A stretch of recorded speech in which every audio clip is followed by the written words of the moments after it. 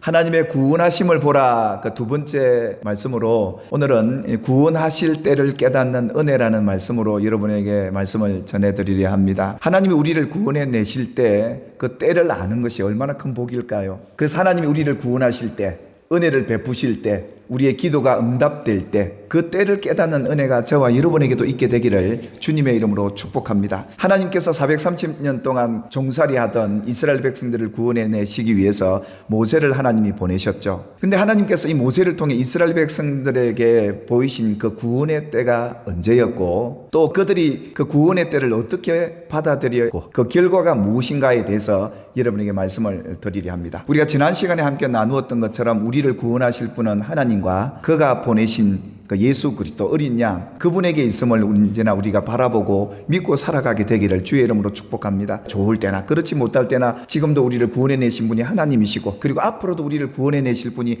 하나님, 바로 예수님이시구나, 이걸 바라보고 사는 것이 우리에겐 정말 중요한 신앙의 과제라는 것을 말씀을 드렸고요. 그래서는 천하의 모든 일에는요 기한이 있습니다. 좋을 때가 항상 있는 게 아니고요, 슬픈 일도 끝이 있다는 겁니다. 사도 바울도 우리에게 권면을 하지 않습니까? 내가 하나님의 은혜를 받을 때 이 은혜를 헛되이 받지 말라고 하시는데, 왜 그러냐 하면 하나님이 은혜를 베푸실 때가 있다는 겁니다. 우리를 구원해낼 구원의 날이 있다는 것이죠. 하나님이 우리를 도와주시고 은혜를 베푸실 그때가 바로 지금인데, 이 고린도 교회 성도들은 그 은혜의 때, 구원의 때를 헛되이 받고 있더라 이겁니다. 그 구원의 때를 누리지 못하고 살아가고 있기에 오늘 우리들에게 얘기합니다. 오늘 하나님의 은혜의 때, 구원의 때에 여러분이 그 은혜를 받아 누리게 되기를 주님의 이름으로 축원합니다. 여러분, 하나님께서 이 구원하심을 보인 이 모세, 참 우리에게 필요한 것은 세상에 어떤 것보다 하나님의 지혜가 필요합니다. 정말 우리에게 명확하게 나타난 것이 하나님의 구원하심, 예수의 십자가 아니겠습니까? 그것이 하나님의 가장 큰 지혜였고, 그게 하나님의 구원하심을 보인 표적이요 징조였습니다. 이 모세가 40년 동안 왕궁 수업을 다 받고요, 나이가 40세가 되면 어느 정도 학문이며 그 나라 역사며 이스라엘 역사 동안 모르는 바 아니고, 또 자랄 때부터 누구에게 젖을 먹고 자랐습니까? 모세가 자기 어머니 젖을 빨리면서 기도받고 하나님의 백성으로서의 그 정체성을 잊지 않고 살아가던 이 모세 아니었겠습니까? 나는 이스라엘 백성이다, 하나님의 백성이다, 이걸 잊지 않고 살았던 것 같아요. 그러니까 40세가 딱 되어서 자기 형제들을 돌아보게 되는 마음이 가져진 거죠. 한날은 어떤 애굽 사람이 형제를 치는 것을 보게 됩니다. 그래서 모세가 좌우를 살펴보다가 이 애굽 사람을 쳐서 모래 속에 감추게 됩니다. 그 다음날 같은 형제끼리 싸우고 있습니다. 그 잘못한 사람에게 어찌해서 당신이 잘못한 것 같은데 왜 이렇게 형제를, 동포를 이렇게 때리고 괴롭히냐고. 왜 싸우지 말고 우리 서로 형제들끼리 오손도손 평화롭게 화목하게 살면 얼마나 좋으냐. 모세가 지금 형제들에게 이 억울하게 맞아가는 이 형제를 보호해 주는 것, 또 싸우는 형제를 서로 떼어놓고 잘못한 사람을 나무라고 서로 화목하게 하는 것, 예수님과 같은 모습이 보이지 않나요? 당신의 백성들을 향한 이 행동이 그 백성을 구원해낼 지도자로서, 구원의 징조로 그들에게 보여주었던 것 아닐까요? 이 모세의 행동을 두고 이스라엘 백성들이 누가 너를 우리의 다스리는 자, 우리를 재판할 사람으로 세웠느냐? 모세는 누가 세웠습니까? 하나님이 그렇게 다스리는 자와 재판관을 세웠는데 그 하나님을 모르더라 이겁니다. 그리고 난 뒤에 그들에게는 모세가 사람 죽인 것만 보였던 것이고, 그 죽인 것처럼 네가 그 힘을 갖고 우리도 죽이겠구나 이렇게 되는 겁니다. 근데 모세를 이렇게 바라본 거예요. 근데 모세가 두려워하기 시작하죠. 해서 모세가 어떻게 합니까? 미디안 광야로 도망을 가게 되죠. 이 사건을 두고 평가하고 있는 성경이 있습니다.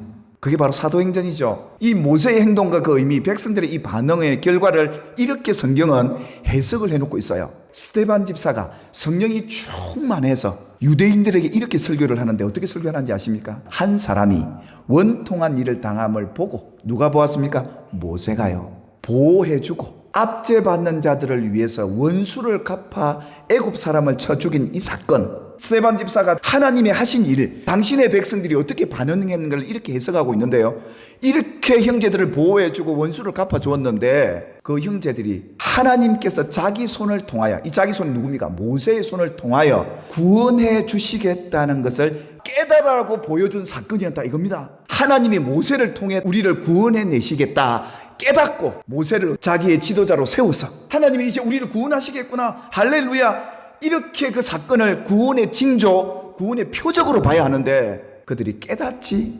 못하였더라 라고 얘기를 합니다. 성경은 그렇게 해석을 하고 있거든요. 그걸 못 깨닫더라 이겁니다. 사람이 하나님의 하시는 그 일, 하나님의 구원하시는 그 일을 못 깨닫는 이유가 마음이 완악해져서요. 마음이 굳어지면 잘 못 봐요. 들어도 못 깨달아요. 그들의 마음이 이렇게 완악해져 버린 거죠. 왜 그렇습니까? 너무 박해가 심하고 애굽의 왕이 너무 두려운 거예요. 날마다 이 박해 속에서 그들의 마음이 완악해져 버린 겁니다. 그리고 못 믿는 거죠. 못 깨닫는 겁니다. 그 이유를 예수님이 이렇게 풀어서 설명했지 않습니까? 악한 자가 와서 마음에 뿌려진 것을 빼앗게 됩니다. 예수님의 제자들이 천국 말씀을 듣고 구원의 말씀을 들어도 그들의 마음이 길가같이 딱딱하고 완악하면 악한 자가 뭡니까? 그 마음에 있는 천국, 구원을 빼앗아 가버리더라 이겁니다. 세상의 악한 자 마귀 아니겠습니까? 세상의 소리를 들으면 우리를 두렵게 하는 사건들이 너무도 많아요. 사단은요, 마귀는 우리에게 두려운 마음을 가져다 줘요. 그런데 하나님 우리에게 평안을 주십니다. 세상이 이러면 두렵게 느껴지십니까? 그럼 여러분 마음이 굳어져 가고 있다는 말이에요. 또 한 가지는 뭐였냐면 환난과 핍박이 너무 심하면 우리의 삶에 누르는 짐이 너무 무거우면 봐도 못 보고요. 들어도 못 깨닫는 거죠. 여러분의 삶에 어떤 고난이 오고 환난과 핍박이 옵니까? 그 짐에 눌려서 우리 마음이 완악해지면 안 돼요. 누가 나를 힘들게 한다고 그 사람 때문에 내 마음이 굳어지면 하나님이 구원하실 때를 못 본다 이겁니다. 세 번째는 뭡니까? 이 세상에 대한 염려, 재물에 대한 유혹. 내가 가난해지면 어떡할까? 내가 나이 들어서 병들면 어떡할까? 앞으로 미래가 어떻게 될까? 그게 우리 염려잖아요. 못 깨닫게 되는 이유를 이렇게 밝혔던 겁니다. 그래서 로마서 기자는 오늘 우리에게 그러죠. 좀 마음을 새롭게 해라. 이 마음이 결국은 문제거든요. 이 세상 임금과 우리의 환경 때문에 우리 마음이 완악해지면 하나님의 때를 못 깨달아요. 은혜의 때를 못 본다니까요. 그래서 애굽의 백성들이 애굽에 살면서 애굽 왕 한마디면 높은 자리에서 떨어지게 되고 부하던 자들도 가난해지고 한마디면 자식도 죽어나가는 이런 세상 속에서 그들이 어떻게 구원의 이 하나님의 때를 볼 수 있었겠느냐라는 것입니다. 그래서 하나님은 우리에게 약속했죠. 새 영과 새 마음을 너에게 주겠다. 아멘. 우리가 그래서 기도하는 거예요. 우리 마음을 위해서. 우리 마음이 부드러워지면 진리를 받아들이는 이게 달라요. 깨닫는 게 다르다니까요. 아, 이건 하나님이 이렇게 우리에게 보여주시는 거구나. 분별할 수 있는 지혜가 생기는데 마음이 딱 굳어져 버리면 이게 안 보여요. 그래서 잠언서 기자는 더욱 내 마음을 지키라 하면서 이 마음이 결국은 생명의 근원이 됩니다. 하나님의 구원, 하나님의 은혜, 천국을 누리지 못하는 그 이유가 내 마음에 있더라 이겁니다. 내 마음의 상태를 어떻게 여러분 알 수 있느냐 하면 그 사람의 말을 들어보면 압니다. 구부러진 말을 해요. 삐뚤어진 말을 하고요. 이런 말을 한다는 것은 내 마음이 그렇게 삐뚤어지고 구부러져 있다는 겁니다. 완악해 있다는 겁니다. 근데 이 사람의 말은 어디서 나오는 줄 아십니까? 그 사람이 무엇을 바라보고 있는가? 어떻게 바라보고 있는가? 그뿐 아니라 그 사람이 어디에 속해 있나? 근데 하나님은 왜 좌우를 주시는 줄 아십니까? 치우치지 말고 거기에 속하지 말라고 보이신 거예요. 우리는 하나님의 진리 안에서 정말 하나님의 기쁘신 뜻을 깨닫는 지혜가 있게 되기를 주의 이름으로 축복합니다. 여러분 하나님의 구원하심을 보지 못하는 이 결과를 가만히 보실까요? 하나님이 이 모세를 이렇게 살려서 구원해 내신 것도 그 백성들에게 보이기 위한 구원의 징조였고요. 또 모세의 이 행동 또한 구원의 징조였습니다. 그렇다면 이들이 이걸 못 보니까 어떻게 됩니까? 하나님의 구원이 40년이 지연이 됩니다. 이런 하나님의 구원의 역사가 지연되지 않도록 하나님의 지혜를 갖고 하나님의 행하시는 그 구원을 바라보는 그런 깨달음을 갖고 있는 마음의 자세를 준비하게 되기를 주의 이름으로 축복합니다. 결국은 40년이 지나서야 그 백성들이 구원을 받게 되지 않습니까? 그래서 하나님이 40년이 지난 후에 하나님의 산 호렙에서 모세에게 찾아가지 않습니까? 이 40년의 시간이 이 백성들에게는 깨닫지 못한 그 결과로 나타났던 역사적인 사건이었고요. 그러니까 이제 이 백성들이 하나님 앞에 부르짖기 시작했던 거죠. 너무 힘드니까. 그래서 하나님께서는 이스라엘 백성들을 구원해 내시기 위해서 이 모세를 다시금 40년 이후에 불러서 구원의 역사를 이루어내시는데요. 그것도 10가지 재앙까지 보이시면서 말이죠. 오늘 저와 여러분들이 이 땅을 사는 동안 기억하셔야 합니다. 예수님의 제자들이 예수님에게 그러잖아요. 마지막 날 주에 임하실 때 어떤 징조가 있겠습니까? 그때 뭐라고 얘기하느냐. 미혹을 받지 않도록 조심해라. 재난도 옵니다. 환난이 찾아와요. 자기가 그리스도다라고 하는 거짓 선지자들이 일어난다. 그런 거짓에 속지 말라. 이걸 징조로 보이신 거예요. 그뿐이겠습니까? 불법이 만연해질 것이다. 그게 바로 징조고 하나님의 구원하실 그 때임을 이 징조를 통해 보고 알라는 것이었겠죠. 그러나 끝까지 견디는 자는 구원을 얻으리라. 천국 복음이 땅끝까지 증거되고 난 뒤에야 예수가 다시 올 것이다. 예수님이 제자들에게 이렇게 구체적으로 가르쳐 주었습니다. 하나님의 구원의 마지막 때는 재림 아니겠습니까? 예수님의 재림일 텐데 마찬가지입니다. 그 때를 알 수 있으려면 이런 상황에서도 마음을 지키시기를 주의 이름 축복하고 내가 오늘 어떤 말하고 살았지? 내가 오늘 뭘 바라보고 살았지? 챙겨봐야 하고, 진리 안에서 찾아보니까 이런 미혹에 내가 빠졌구나 회개하고, 재난 속에서도 끝까지 믿음 지키고, 환난 속에서도 형제 미워하지 않고, 거짓에 속지 않고 사랑하고 살아가고 있는가? 이걸 점검하고 살아라고 징조 표적을 준 겁니다. 구원의 때를 이렇게 한번 우리 준비해 보실까요? 아브라함의 때를 보니까 자식도 없는 이 아브라함에게 나타나시는데요. 언제 나타나시느냐? 날이 뜨거울 때 그 장막문에 앉아있는 아브라함에게 하나님이 찾아오시게 되죠. 가장 어려운 시간에 하나님 찾아오셔요. 아브라함이 눈을 들어보니까 세 사람이 맞은편에 서 있는 걸 보게 됩니다. 이런 아브라함의 상황에, 이런 때에 갑자기 자기 삶 속에 나타난 이 사건을 두고 아브라함은 그냥 지나칠 수가 있는데, 그 사람들을 데려다가 자기 집에다 모셔놓고 지극정성으로 대접을 하게 됩니다.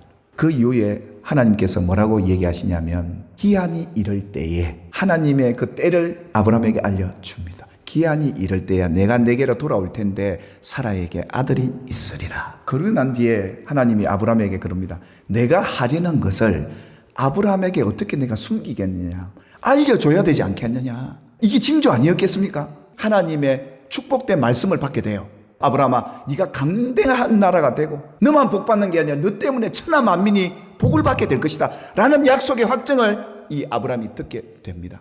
사랑하는 여러분, 오늘 이 아브라함의 복이 저와 여러분의 복이 되길 주의 이름으로 축복합니다. 오늘 우리가 살아가는 삶의 현장에 참 힘들고 어렵습니다. 근데 그럴수록 여러분의 마음이요, 부드러운 마음을 갖고 있게 되기를 주의 이름으로 축복하고, 하나님의 눈으로 세상을 보라는 거예요. 여러분에게도 때가 올 텐데 하나님이 그 때를 깨닫게 하시는 은혜가 있게 될 것이고, 그 때를 부여잡고 그 때에 하나님의 복을 받아 누리게 되는 저와 여러분이 되기를 주님의 이름으로 축복합니다. 마지막 재림의 때도 그렇습니다. 데살로니가전서 5장 1절에 형제들아, 때와 시기에 관하여는 너에게 쓸 게 없다. 왜? 때는 하나님의 손에 있지만 주의 날이 밤에 도둑같이 임할 것이다. 구원의 날, 재림의 날에 이렇게 표현했던 겁니다. 밤에 도둑같이 오실 주님이지만 너희들은 빛의 아들이요 낮의 아들이기 때문에 언제 주님이 도둑같이 오더라도 알아차릴 수 있다, 이 말을 했던 겁니다. 깨어있으라, 정신을 차리라. 정말 하나님이 우리에게 베푸시는, 보이시는 이 구원하심의 그 은혜는요, 그걸 깨닫는 사람들은 이렇게 준비하고 있는 사람들이더라고요. 하나님의 지혜를 여러분에게 주셔서 그 마지막 때에 우리가 깨어 준비하십시다. 어느 때에 하나님의 구원의 은혜가 여러분에게 현실로 다가오는 그런 복이 있게 되기를 주의 이름으로 축원합니다.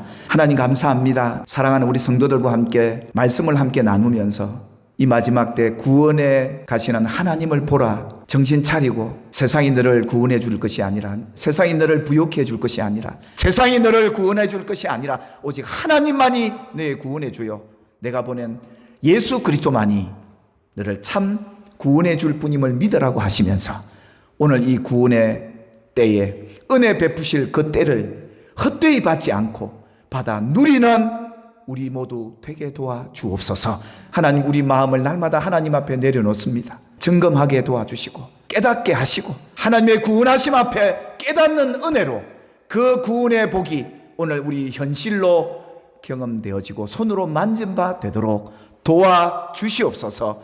진리에서 벗어났던 행동들, 진리에서 벗어났던 말들, 진리에서 벗어났던 시선들 내려놓고 하나님 말씀으로 다시금 세상을 바라보며 믿음으로 살아가 보려 하오니 도와주시옵소서. 예수님의 이름으로 기도 올리옵나이다.